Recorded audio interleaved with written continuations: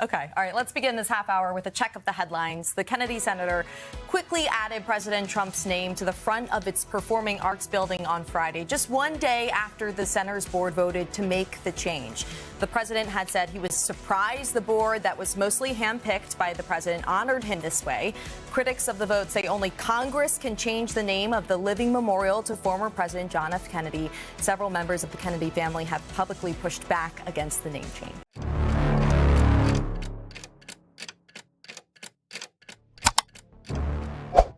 Un acto deliberado de renombramiento que contraviene una norma federal establecida alteró el curso previsto para una institución cultural central de los Estados Unidos.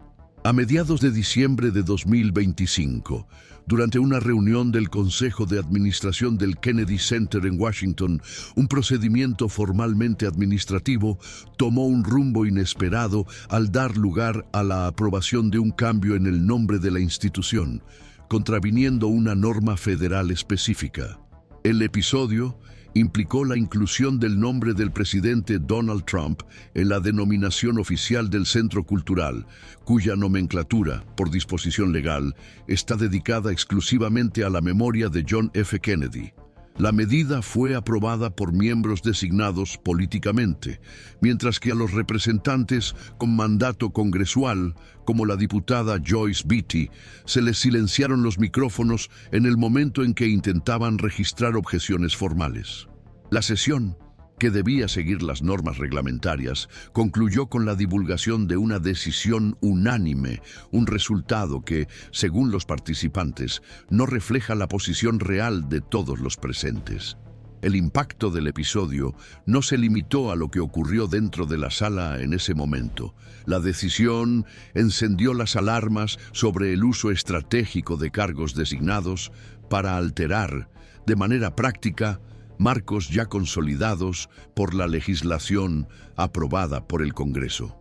Esa misma semana, organizaciones jurídicas con historial de litigios constitucionales presentaron una demanda, cuyo autor era un miembro legítimo del Consejo y representante del Poder Legislativo.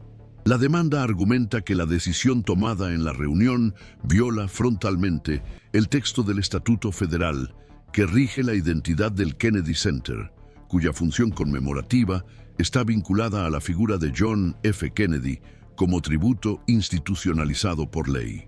La ley en cuestión no solo nombra a la institución, sino que prohíbe cambios materiales en su estructura, incluyendo placas, señales y marcas visuales. El cambio promovido en la reunión, además de contravenir esta disposición, no habría seguido los trámites habituales de votación ni habría garantizado un espacio para la deliberación abierta. Según la petición presentada, el acto constituye una infracción formal susceptible de ser revocada por vía judicial, sobre todo por haberse llevado a cabo en un entorno en el que se comprometió el contradicto. El argumento central de la acción no se basa únicamente en la letra de la ley, sino en la defensa de la integridad de las decisiones que deben representar el equilibrio entre los poderes de la República, especialmente cuando se trata de la memoria pública y los hitos culturales respaldados por la legislación aprobada por mayoría parlamentaria.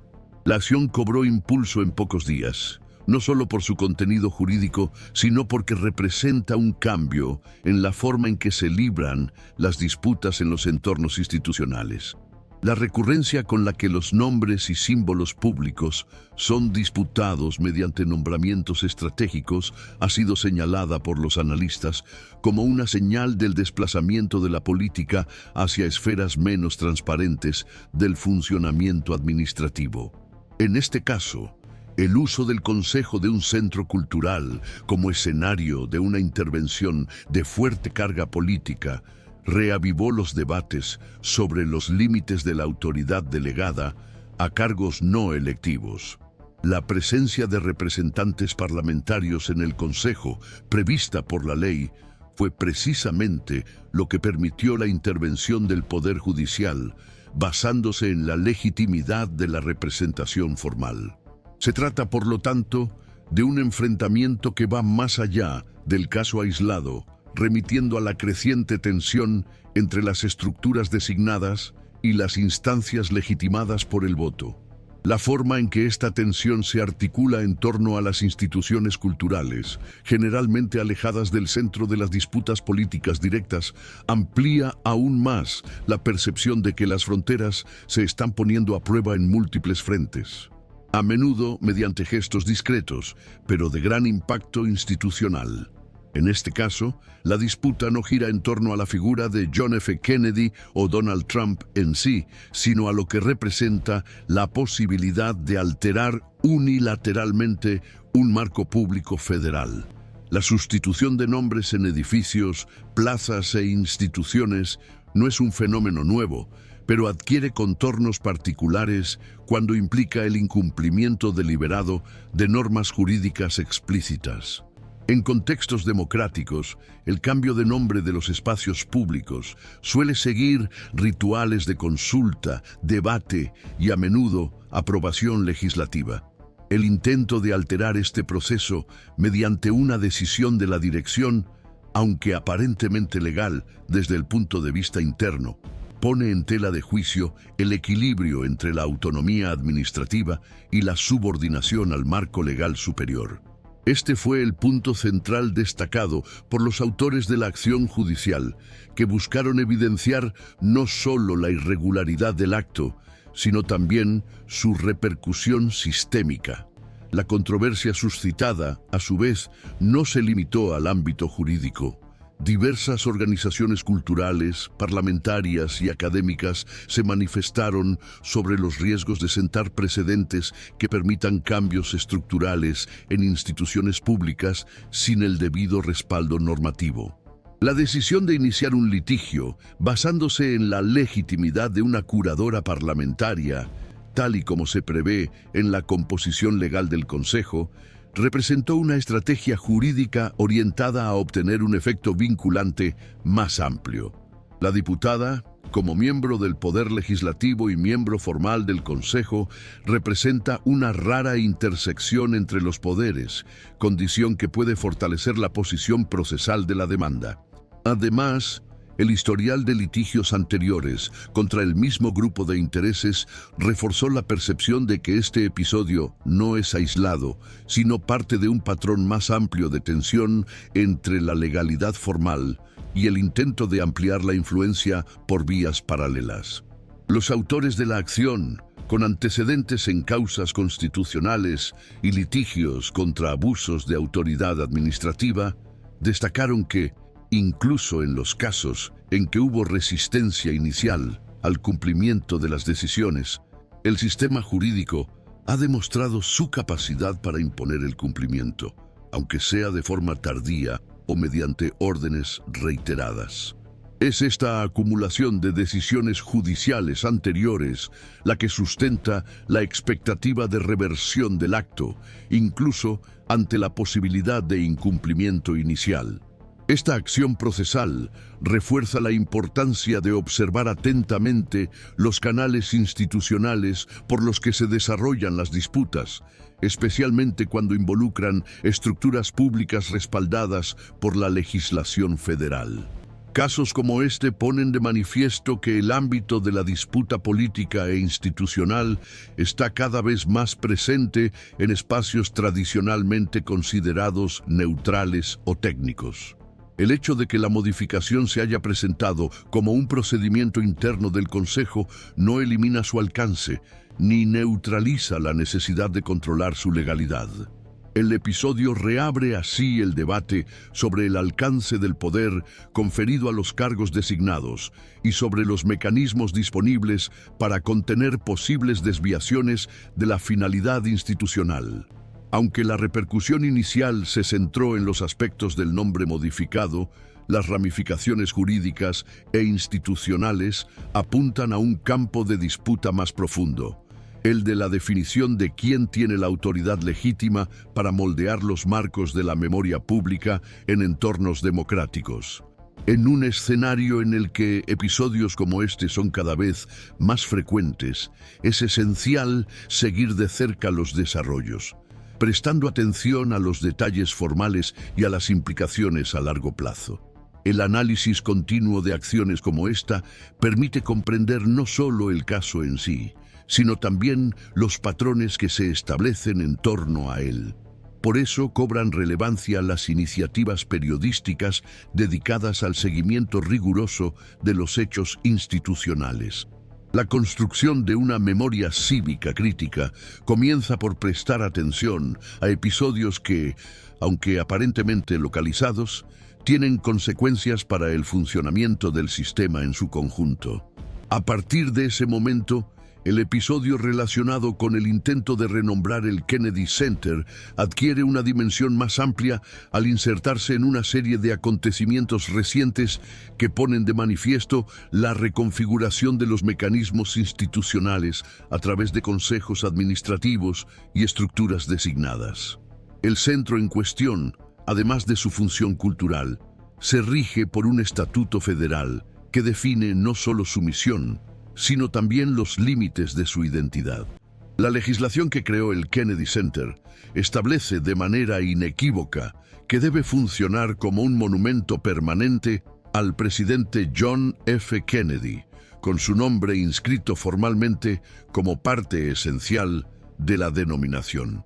Esta disposición legal no solo actúa como norma descriptiva, sino como salvaguarda de la integridad de la institución.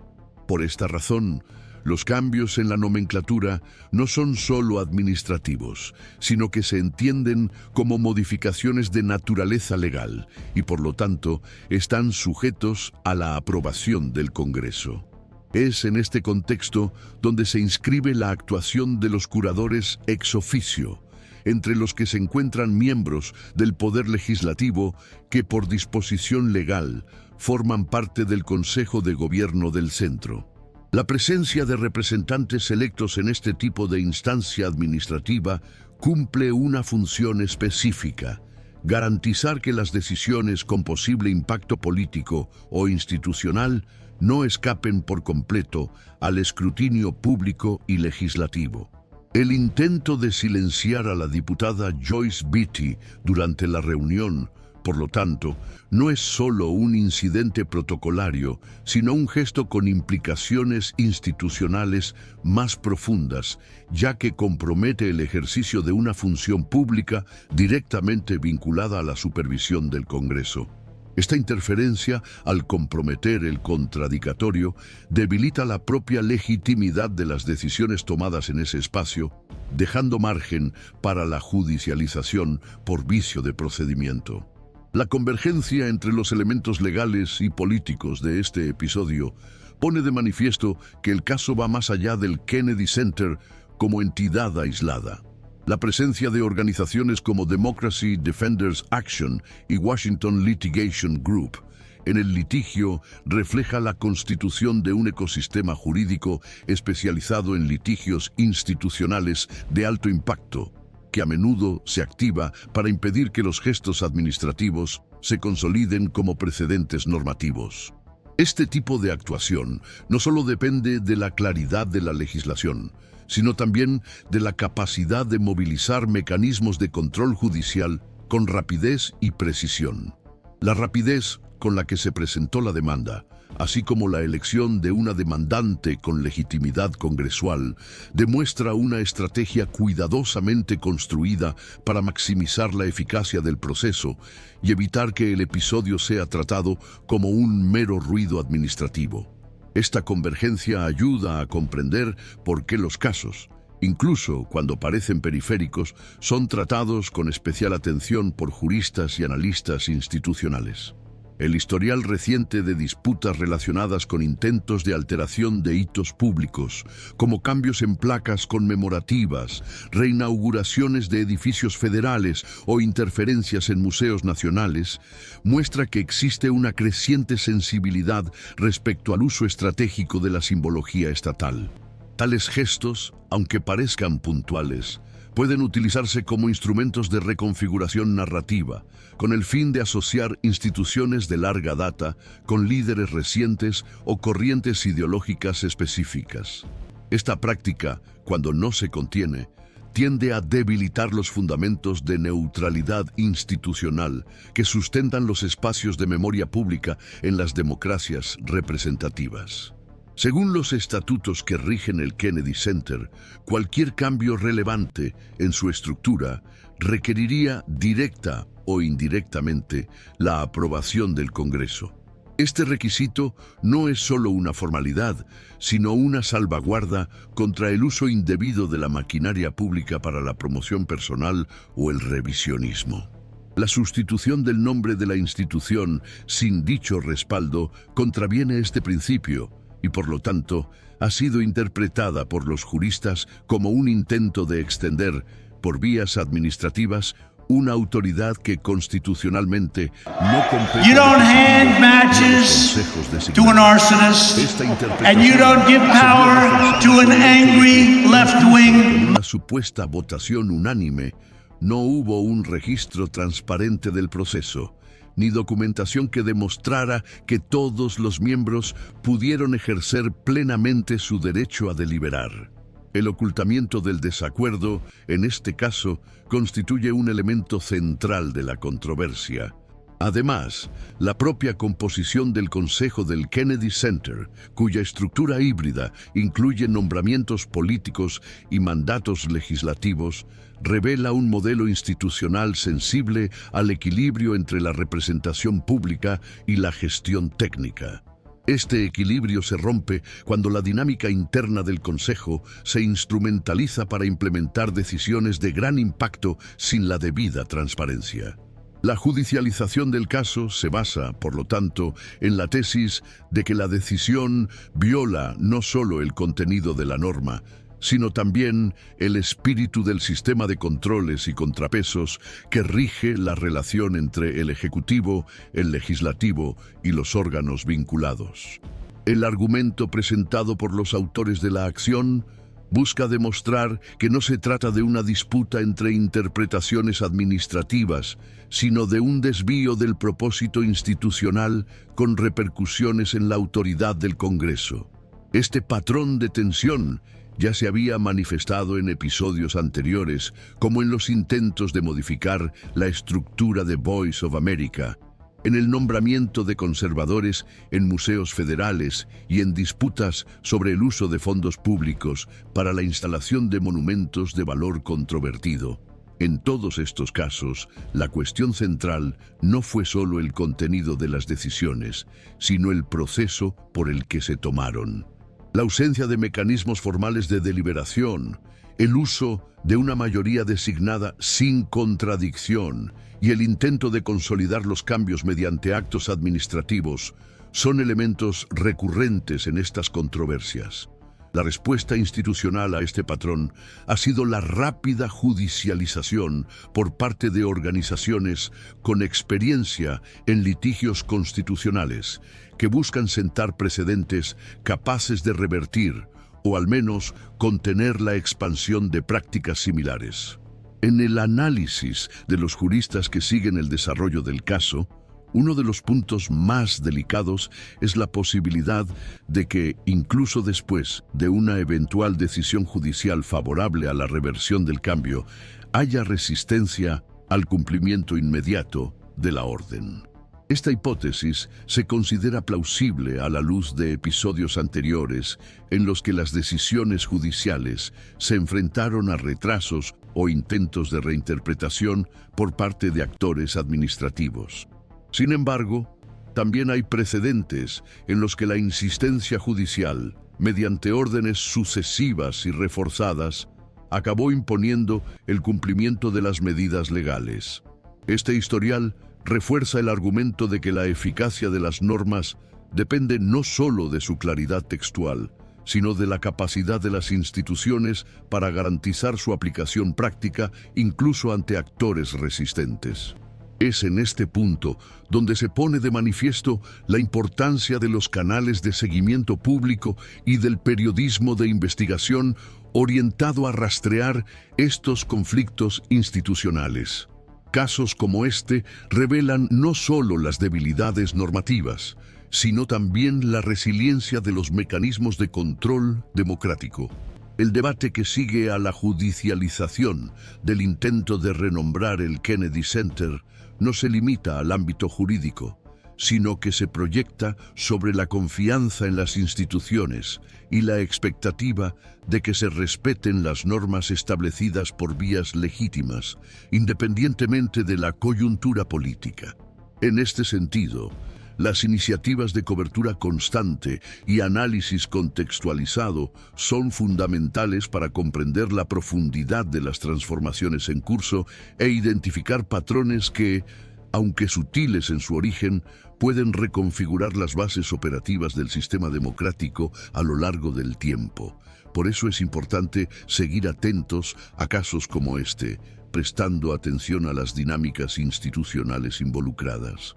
El valor de un canal comprometido con este tipo de cobertura radica precisamente en su capacidad para reunir información, trazar conexiones y presentar al público el contexto que a menudo pasa desapercibido en los registros formales. Cuando las decisiones se toman sin debate público ni fundamento legal, el riesgo no radica solo en la decisión en sí, sino en la normalización de prácticas que escapan a los mecanismos de control. Estar atento a estos movimientos es una forma de fortalecer la comprensión crítica sobre cómo funcionan las instituciones y sobre lo que está en juego cuando parecen actuar fuera de su curso natural. Basándose en registros públicos y evaluaciones elaboradas por expertos en derecho institucional y gobernanza estatal, la controversia en torno al intento de cambiar el nombre del Kennedy Center ha sido analizada desde diferentes perspectivas. Para algunos juristas, el episodio constituye un caso de incumplimiento explícito de una norma federal específica, cuya redacción se entiende como clara y restrictiva. Según esta interpretación, la legislación que protege el nombre de la institución no admite variaciones, adaptaciones simbólicas o denominaciones compartidas, lo que haría que la iniciativa fuera incompatible con el marco legal vigente. Desde esta perspectiva, la actuación del Poder Judicial sería esencialmente técnica, limitada a restablecer la legalidad, preservar el nombre original y evaluar las posibles consecuencias administrativas derivadas del intento de modificación. Esta interpretación parte de la premisa de que el sistema institucional mantiene la capacidad operativa para imponer el cumplimiento de la ley, incluso cuando ello implica un enfrentamiento con actores políticos de gran proyección pública. En otra línea de análisis, hay quienes reconocen la existencia y la claridad de la norma, pero dirigen su atención a los efectos producidos por la repetición de disputas administrativas llevadas al Poder Judicial en contextos de fuerte polarización política. Según este enfoque, aunque cada acción judicial sea formalmente correcta, la acumulación de conflictos de esta naturaleza puede afectar la confianza pública en la capacidad del sistema para autorregularse. El punto central deja de ser la infracción aislada y pasa a ser la constatación de que los mecanismos internos de contención no actuaron de forma preventiva, permitiendo que la controversia avanzara hasta la esfera judicial. En esta lectura, el litigio no se limita a ser un instrumento de corrección puntual, sino que funciona como un indicador de debilidades estructurales relacionadas con la permeabilidad de determinadas instituciones a agendas específicas viabilizadas por acuerdos de nombramiento político. Los analistas que sostienen esta interpretación observan que el Kennedy Center, a pesar de su función cultural ampliamente reconocida, forma parte de la estructura pública federal y, como tal, está sujeto a disputas que involucran la identidad simbólica, la narrativa institucional y el control de las decisiones. Cuando las decisiones de alto impacto son tomadas por consejos formados en su mayoría por personas designadas políticamente, sin garantías efectivas de equilibrio o participación de representantes vinculados al poder legislativo, surgen dudas sobre la solidez democrática del modelo de gobernanza adoptado. Esta crítica no se limita al caso concreto, sino que se extiende a otros órganos federales formalmente autónomos que operan en áreas poco definidas de supervisión y rendición de cuentas. En este contexto, la judicialización se considera necesaria para contener los excesos inmediatos, pero insuficiente para abordar problemas estructurales más profundos relacionados con la transparencia, la rendición de cuentas y el equilibrio entre las diferentes formas de representación institucional. El debate también abarca la interpretación del gesto político que impulsó el intento de renombramiento. Aunque no se establece una atribución directa de motivación personal al jefe del Ejecutivo, la secuencia de decisiones que culminó en la aprobación de la nueva denominación presenta similitudes con los patrones observados en otras iniciativas de reconfiguración simbólica del espacio público.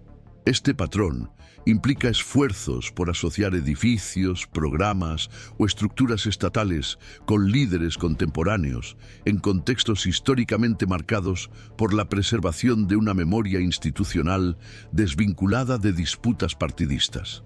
Incluso cuando se revierten, estas iniciativas tienden a producir efectos duraderos al insertar determinadas figuras en el imaginario colectivo a través de referencias institucionales. Esta dinámica se vuelve especialmente sensible cuando involucra instituciones culturales o memoriales, cuya misión es preservar el legado histórico de manera apartidaria, sobre todo cuando su identidad está protegida por legislación federal específica. Hasta el momento, no se observa convergencia en cuanto a los impactos más amplios de esta controversia. Algunos estudiosos de la administración pública consideran que el episodio puede estimular debates legislativos encaminados a fortalecer la gobernanza de los consejos administrativos con una mayor participación de los representantes electos y una mayor exigencia de transparencia en los procesos de toma de decisiones. Otros, sin embargo, consideran que la resistencia a la judicialización de las decisiones administrativas en un entorno de intensa polarización puede limitar la viabilidad de reformas institucionales más profundas. En este escenario, los resultados dependerán no solo del contenido de la decisión judicial, sino también de la forma en que los diferentes poderes interpreten sus responsabilidades en la preservación de los marcos que sustentan el funcionamiento del Estado. La posibilidad de que otras instituciones culturales o memoriales se enfrenten a iniciativas similares sigue abierta, especialmente si el sistema no demuestra una clara capacidad de respuesta y disuasión. La tensión que pone de manifiesto el caso va más allá de la distinción entre legalidad e irregularidad administrativa y afecta a la forma en que las normas explícitas se ven tensionadas por interpretaciones moldeadas por intereses políticos circunstanciales. La explotación de lagunas procedimentales, la composición estratégica de los órganos colegiados y la fragmentación de los mecanismos de control, cuando se combinan, ponen en peligro la estabilidad institucional. Aunque se revierta el intento de renombrar el Kennedy Center, esto no elimina la posibilidad de nuevos ataques en formatos distintos, precisamente porque revela la dependencia del sistema de reacciones externas para contener decisiones internas que exceden sus atribuciones. El límite entre la autonomía institucional y la sumisión a la legislación superior sigue siendo una frontera en disputa. Este conjunto de elementos indica que el seguimiento del episodio debe ir más allá del desenlace judicial inmediato, incorporando los efectos acumulativos que proyecta sobre la gobernanza pública. La posición adoptada por el Poder Judicial ante el intento de cambiar el nombre del Kennedy Center se observará como referencia para situaciones futuras, especialmente aquellas que involucran la memoria pública y la identidad institucional. Aunque la decisión establezca un precedente formal, el impacto duradero dependerá de la interpretación pública de los acontecimientos, del papel desempeñado por los medios de comunicación y de la capacidad de las instituciones para reafirmar los principios que guían su actuación. Desde esta perspectiva, la controversia va más allá del debate sobre la nomenclatura y se afirma como una prueba concreta de los límites del poder dentro del Estado. Por esta razón, seguir atentamente episodios de esta naturaleza, teniendo en cuenta sus múltiples ramificaciones, forma parte de un esfuerzo más amplio por comprender cómo se ajustan las instituciones bajo presión y qué mecanismos demuestran una mayor resiliencia.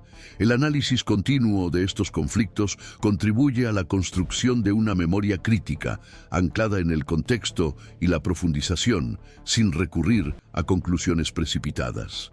En el escenario actual, comprender lo que realmente está en disputa exige ir más allá de la superficie de los hechos, lo que requiere tiempo, atención y disposición para observar el sistema en constante transformación.